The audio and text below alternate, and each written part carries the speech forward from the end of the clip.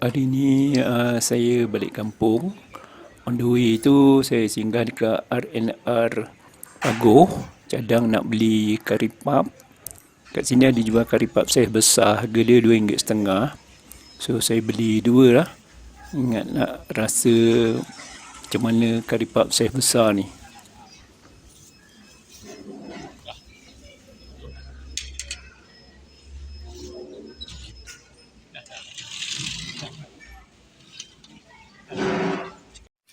Ini kari pap yang kita beli tadi.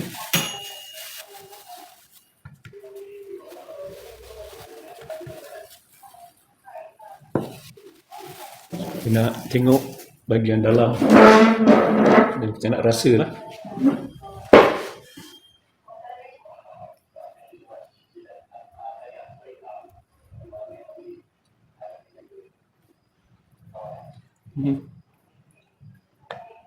Yang sini dia ada telur. Ini telur setengah biji. Telur setengah biji, isi kentang. So isi dia penuh lah. Nak rasa yang ada telur ni. Bismillah.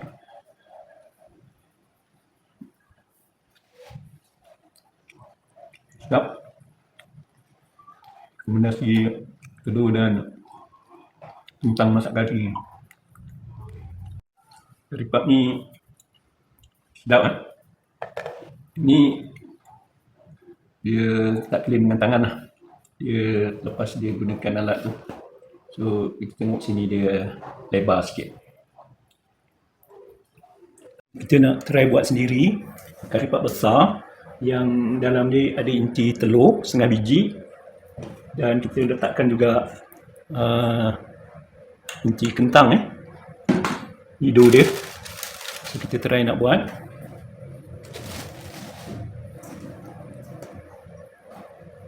Ambil dulu ni. Banyak sikit lah. Besar kan sebab tujuan kita ni besar.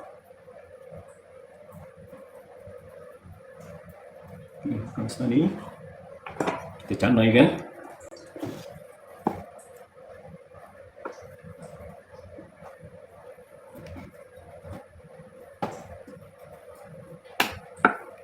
Kita canaikan ni mesti dua ni lebih besar daripada acuan yang kita guna lah.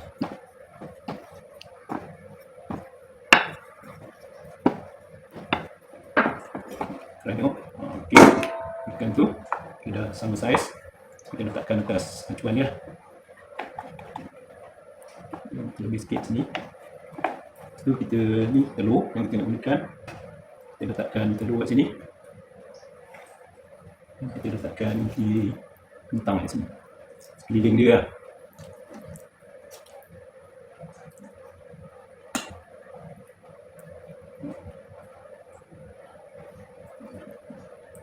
Okey. Cukup.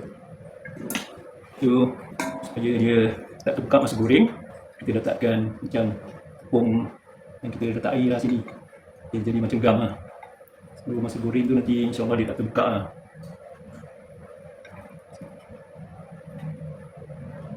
Okay. Siap.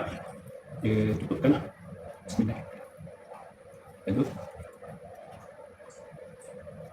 Yang lebih ni kita potong lah. Siap. Cantik. Buka. Inilah dia kari pap yang di telur dan kentang saiz besar. Sini dia ada beberapa potongan lagi telur ni, so kita nak buat semua ya. Okay, untuk try ni saya buat 4 kari pap besar yang ada telur, separuh telur. So yang lain tu buat kari pap biasa lah, yang saiz kecil dengan inti kentang dia. So kita nak goreng. Yang ni kari pap besar. Ni kari pap yang biasa lah yang kita orang buat. Kita goreng separuh masak lah. Sebab kita nak frozenkan kan supaya boleh simpan lah.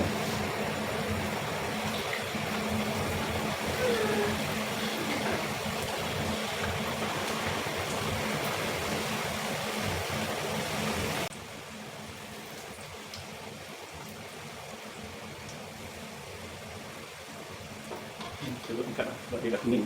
Sebab minyak ni panas sikit.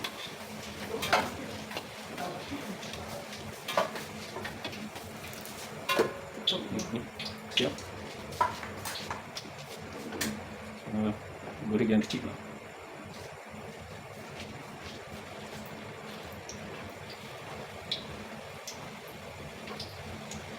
Goreng ni sebab kita nak frozen kan. Frozen kan dia senang packing lah kalau kita dah siap goreng. Goreng ni pun goreng separuh masak. Okey.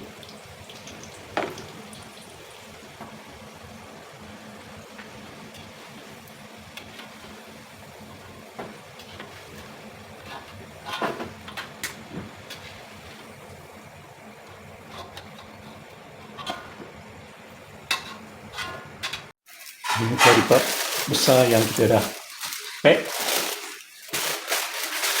Kita nak pack yang curry puff kecil. Curry puff ni dah siap kita pack. Ini curry puff yang besar, ini yang kecil. So, kita nak simpan dalam peti sejuk ni supaya dia tahan lama lah.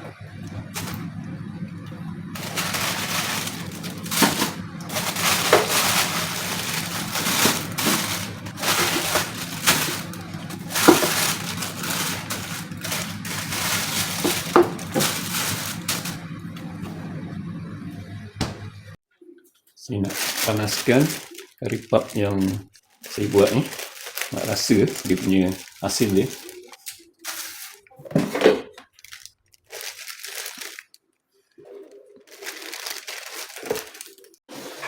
Panaskan pada suhu 160 selama 15 hingga 20 minit.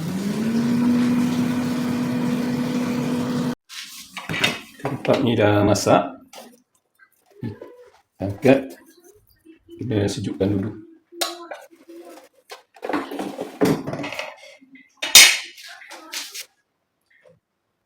Sekarang saya nak rasa curry puff yang saya buat. Dia kedai dia pun kemas tak bocor. Ini pun sama. So kita nak belah dia ni. Nak tengok isi dia macam mana. Itu telur dia. Dia setengah biji. Kentang dia banyak. Nak rasa yang ada telur ni.